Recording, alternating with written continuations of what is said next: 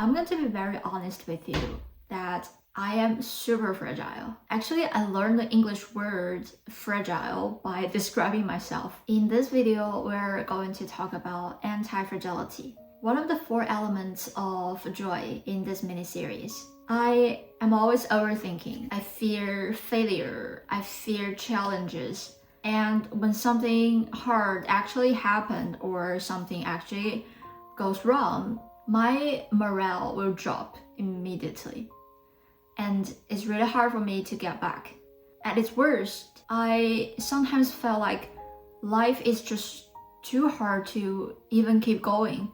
But I'm going to review a thing that is both frustrating and relieving, for me at least. The thing is that life is pain. And before you get too frustrated, this is not because life is designed to fight against us, but rather it's more because of how our brain is wired. I don't know, have you ever noticed that even at the best moment, like your dream moments or something that's supposed to be perfect, you never feel 100% content. There's always something wrong, there's always something that made you worried, or there's always something that can be better. Our brains are constantly scanning for things that is imperfect, something that is unresolved, and what's coming next, what can be better or what can go wrong. And this is how our brains work, unfortunately or fortunately, because it's good for innovation and making improvements. If we are always happy with the state quo, then we're not going to make any change and things are not going to be improved. But on the other hand, it's also true that we will never feel free from friction. There's always something challenging, something uncomfortable. The discomfort never stops. The challenge never stops. So if that's true, if life is generally just that hard and our brains are constantly looking for troubles and challenges for us, then the only question we actually need to ask is, what do we do with that? Anti-fragility is my answer to that. It's not just surviving through the hardship or becoming numb to it. It's that you face everything, you go through it, and then come out to the other side to actually gain something from it. It's gain from the pain. But before we walk through how do we get there, it's really, really important to prepare your mindset. Because this whole thing will only work when you truly believe in it. This is a hard journey. It's highly rewarding, but it requires something real from you. Whenever you encounter a challenge, you have to have that faith to work through it. Not just swallow it, but work through it and grow from it. And there are 3 things that you can do to set your mind to start this journey. First is that you need to understand that pain exists for a reason. And this reason actually comes with a brighter side. Let's take a simple, silly example. Say you just baked a tray of cookies, and those cookies smell so good that you cannot resist to reach out for one. Then, accidentally, you burn your fingers by touching the hot baking tray. And then you will feel pain with your fingers. The pain is telling you 2 things. First, you need to get your fingers off the baking tray right now so that you save a trip to the hospital. And second thing is that next time, be a little bit more patient. Just wait a bit until the cookies and the baking trays are cooled down. Pain is a lesson. You learn from it. This simple principle applies to many things in life, mentally and physically. Think of one time that you feel a strong resistance to doing something. Is it because that activity is forcing you to learn a new skill, to take a risk, to meet new people, or just get out of a routine? So when you feel agonized, instead of feeling overwhelmed by the pain and all that negative feelings, try to ask, what is this challenge trying to teach me? And the next one, the second one, and I think this is something that most people will hate to hear. Frankly, I hated to hear it as well. But you need to know that don't avoid pain. Escaping sometimes can feel like a clever decision. It's like a shortcut.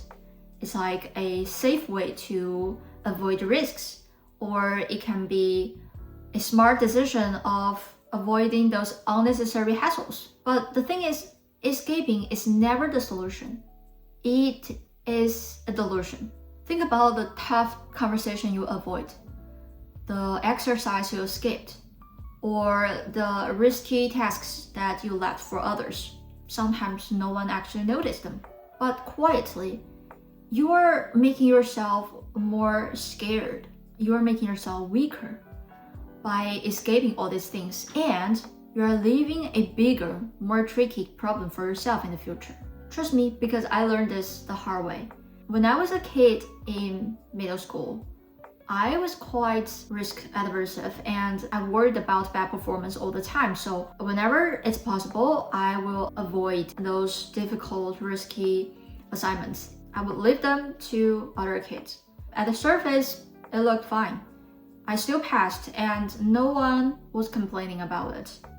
But only after that I realized that I gave my classmate a bad impression. I was the one that they couldn't trust. And for myself, in the end, I didn't really learn a lot. And the next time when I encountered the same question, all the other kids were more confident. They said, oh, I did this before and I know how to do it.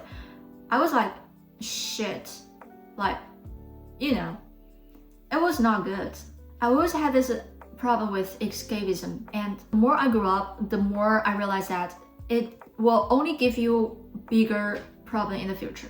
And the third one, this one is going to help us feel a little bit lighter, is that the scary things are probably not as scary as you think.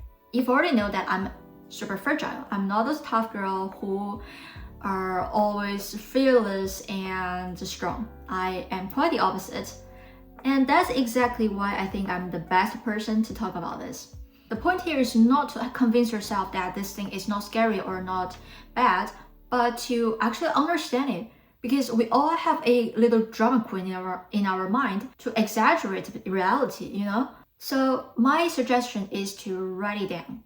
Make a list of everything that makes you scared. When I say write it down, I mean actually write it down on a paper or on a screen if you prefer that. Don't just pondering things in your mind, because only when you can visualize the problems will those problems become more manageable. And when you write them down, you are forcing your brain to analyze the problem instead of just feel it. And again, you're not trying to trick your brain to think that this thing is not scary. You are actually separating your emotion from your behavior. You can feel scared while still taking action and move forward. And this exercise of listing all the scary things works both before the thing actually happened and after. And I think the after part is actually more valuable. For instance, I am very bad at meeting new people. I am so bad at reaching out. But sometimes I have to do it, and I agree with that. It's very helpful for me to do it. But it's just a tough task for me every single time. So after meeting a new person, I will make a list. What actually made me feel uncomfortable at the beginning? And what actually happened during the whole process? Were those things that I was worried about actually happened? And if yes, some of them will happen. If they happened, how did I actually feel when they happened to me? Was that really that bad? And what I did and what could I have done to make it better? Just make a list and start to ask questions. And during this questioning process, you'll feel like I'm actually looking at the problem that I can solve instead of just feeling that it makes me so uncomfortable and just be submerged in that uncomfortable feeling, which is not productive at all, and it's only make you feel worse. Okay, so we've been talking about this anti-fragility thing, and I want to point out that this concept doesn't come out of thin air. So the word anti-fragile comes from a book by Nassim Taleb, and here is a quote from his book that can explain the anti-fragile concept better. He says, "Whereas a fragile system breaks down and a robust system resists change, the anti-fragile system gains from stressors and external pressures." So we don't want to be broken down. And we don't just want to resist change and, just swallow those challenges and crack on.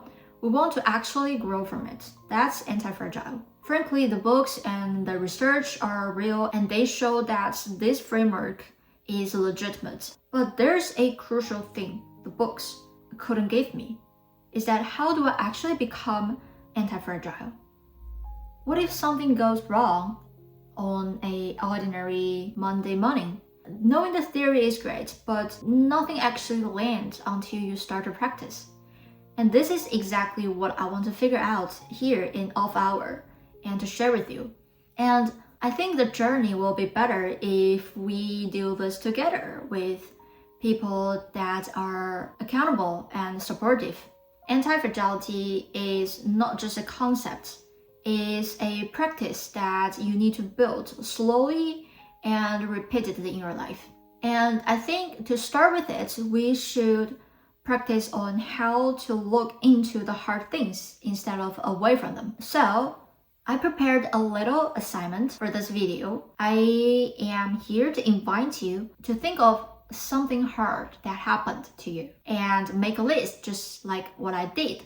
Write down the uncomfortable part. How did you feel it at the beginning and how did it turn out? What did you do and what are the consequences? Start with making the list, and I promise that you will realize your relationship with the hard things start to shift. And to make the things easier for you, I've put a reflection worksheet in the newsletter, and I'll put the link down in the description. So please go and grab it and make your list. And apart from that, thanks for sharing your time with me.